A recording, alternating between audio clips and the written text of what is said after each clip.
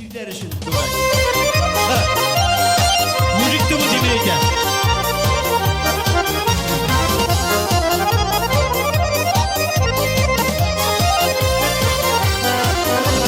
Düzelgendir indi didem erlulerim basılgaş yürek yaram şenşip kuydu yazdırırlar aşılgaş yazı taşkınları sıman yarsıdılar hislerim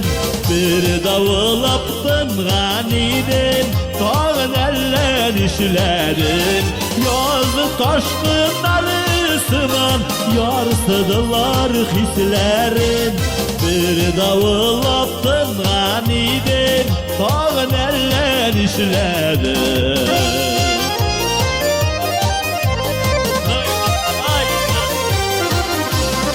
İndi utti buğay düşen dik gazaplı günlerin var iken de küzde yumuy ut geresi tünlerin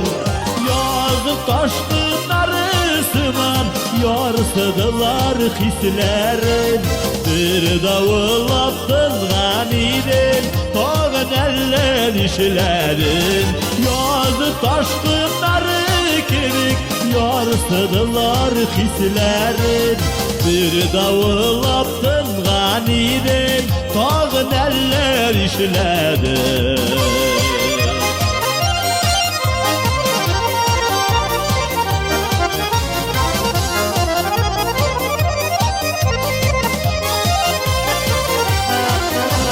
Selen eytip jibergensin yaz şileri vartından Tülgü kükte yaldız bulup yanlarına vatılan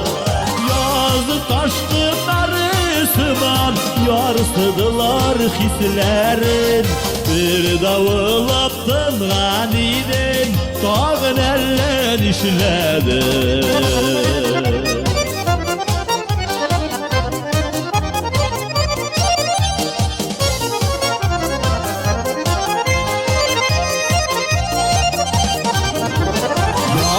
taşkınları sıman yarsıdılar hislerin bir davul attın ganidin tağın ellen işlerin yazı taşkınları sıman yarsıdılar hislerin bir davul attın ganidin tağın ellen işlerin